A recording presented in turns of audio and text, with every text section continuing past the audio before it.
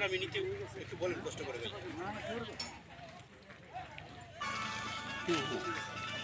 জি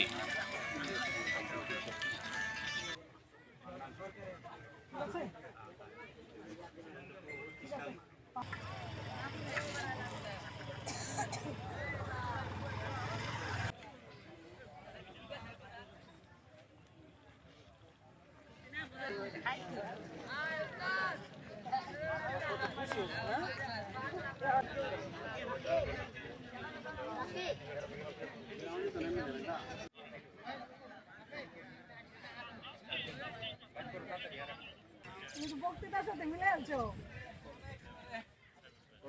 আমারে কইছে কোনটা করে দেখো তুমি প্রেমেটিকা পরে হলো আমি ফিল করে এখানে যে পুলিশের যে অভিযান চলছে প্রাথমিক অভিযান কিন্তু এর মধ্যে শেষ হয়েছে। প্রাথমিক অভিযানে একটি বিদেশি দূত আছে কিনা তারা এই সন্দেহে কিন্তু তারা আসলে ফাইনাল অভিযানে তারা এখন পর্যন্ত যায়নি। তারা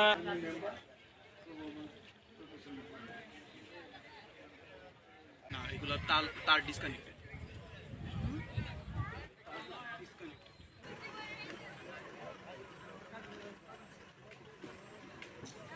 আপডেট হলো যে আমরা ভিতরে গিয়েছিলাম, আমরা যেহেতু বোম ডিসপোজাল ইউনিট বা অন্য কোনো ইউনিট যারা স্পেশালিস্ট ইউনিট তারা আসে নাই, আমরাও ফাইনালি এটা চেক ব্যাক করি নাই। তারা আসার পরে ফাইনালি চেক ব্যাক করবো এবং আপনাদের যেটা বলেছিলাম প্রথম দিকে সেটাই এখনও আপডেট, যে একটি বিদেশি পিস্তল 17 রাউন্ড গুলি, এটা হচ্ছে কি জেনুইন। এছাড়াও খেলনা পিস্তল, খেলনা AK-47, হ্যান্ডকাপ, তারপরে আপনার ওয়াকি-টকি, এরকম আরও অনেক ধরনের মানে প্রশিক্ষণ সামগ্রী রয়েছে এবং ওই রুমটাকে সাউন্ড প্রুফ করার মতো যে বিষয় সেগুলো রয়েছে।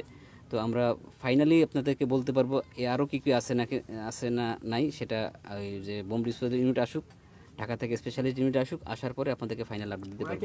আরেকটি তথ্য নিয়ে আমরা কাজ করছি। এখানকার বাড়ি এলা ছিল মান্নান সাহেব, উনি ঢাকায় থাকেন, ওনাকে আসতে বলছি, ওনার সাথে কথা বলবো কাকে ভাড়া দিয়েছিল, তারা কে কোন ব্যক্তি।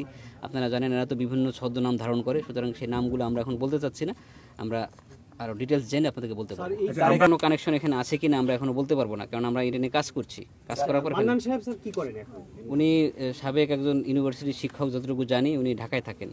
স্যার এখানে সিসিটিভি ডিভিআরটা আমাদের ভিতরেই আছে, আমরা দেখেছি, ওটা আমরা এখনো চেক ব্যাক করিনি। বললাম যে ঢাকা থেকে স্পেশাল টিম আসলে তারপর আমরা বলতে পারবো। আর AK-47 এগুলো সব খেলনা, মানে বিদেশি, এটা জেনুইন। ট্রেনিং আলামত কি একটা বিদেশি পিস্তল এবং 17 রাউন্ড গুলি, এটা জেনুইন। এর বাইরে যেগুলো বললাম 2টা ম্যাগাজিন সহ, আর বাইরে যেগুলো বললাম সেগুলো খেলনা। AK-47 আমরা এখনো বলতে পারছি না, এরকম থাকার সম্ভাবনা রয়েছে।